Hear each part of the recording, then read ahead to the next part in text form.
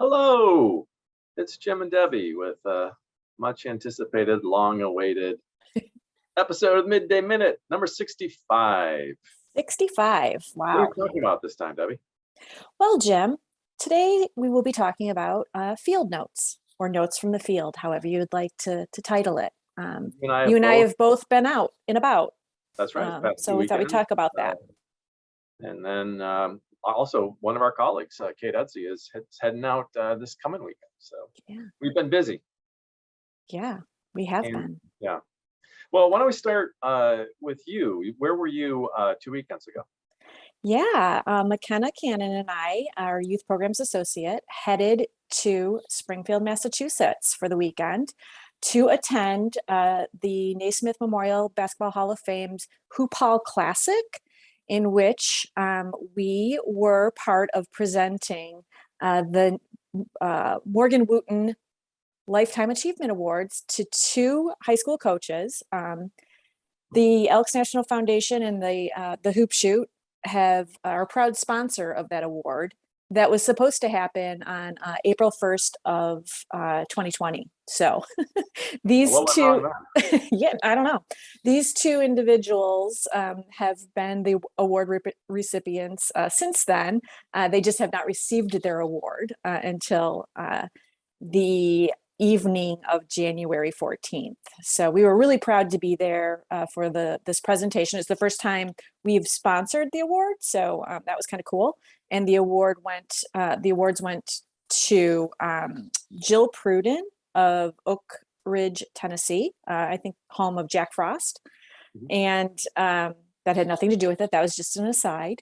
And Freddie Johnson of Greensboro, North Carolina. And a little background on Mr. Wooten. He was the winningest coach, high school basketball coach, and is in the Hall of Fame. And these awards, I think since 2007, the Hall of Fame has been awarding this to to a boys and girls coach. So it was pretty cool to be a part of that. So we've had a long-standing partnership with the Hall of Fame. We're one of their marketing partners. And when they approached us a couple of years ago with this idea of sponsoring, being the presenting sponsor of the Wootten Award, we thought it was a good fit, right? Yeah, we did.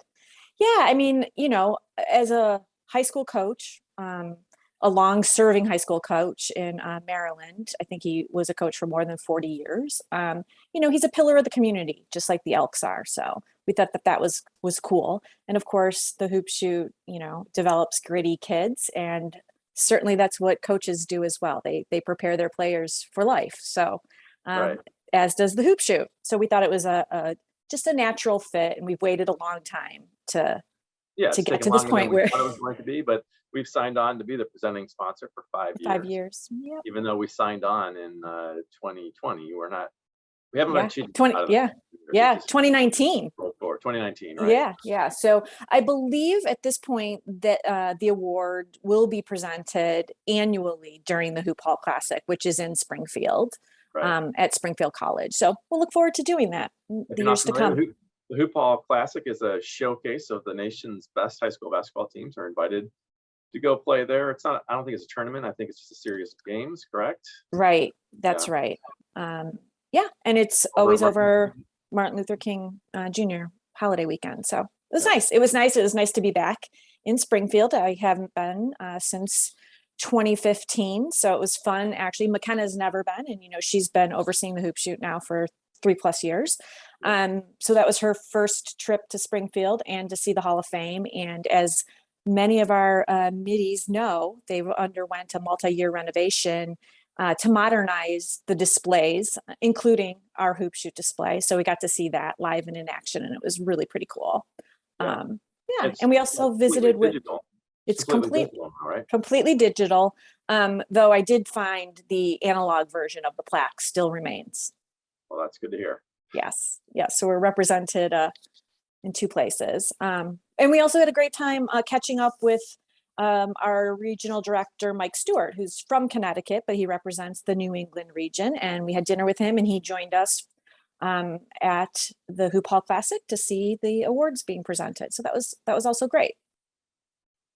My social media feeds have been filled with stories coming out of districts, lodges and districts about hoop shoe competition. So Oh, looks good. like the tournament's rolling forward, and we expect to be at Winchester Arena on April 30th for those 50th anniversary national finals. Right, I'm looking forward to it.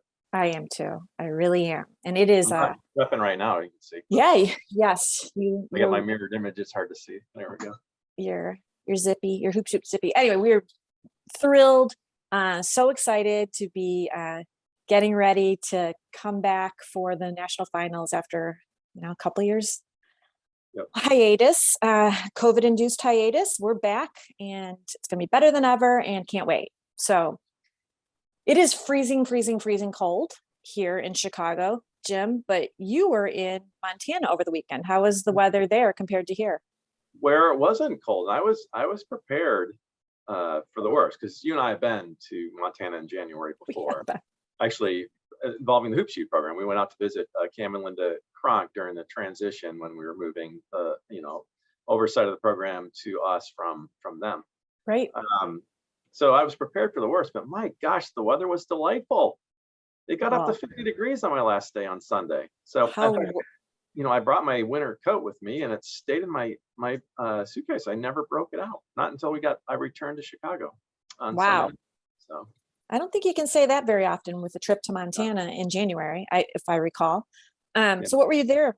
I was there as a guest of the Montana State Elks Association, their midwinter meeting in Great Falls, which I've been to. This is my 5th trip, I think, to Montana. I have not been to Great Falls before. I've been to Billings a few times, in Glacier National Park once. So it was cool to see another part of the state.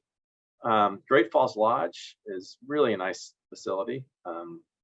And they actually hosted the convention too, so that's where we were most of the time. And I'll tell you, the state PR chair, Kyle Leeds, he's in the radio industry, and he's got a lot of contacts, and he lined up like a media tour for me on Friday.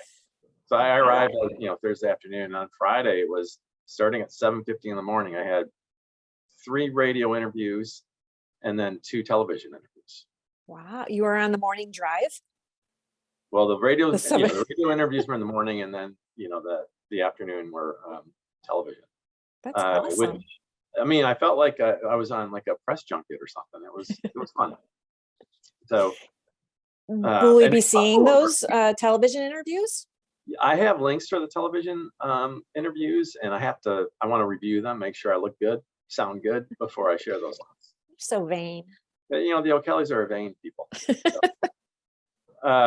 But yeah, and it was a great trip. And then I presented on Saturday.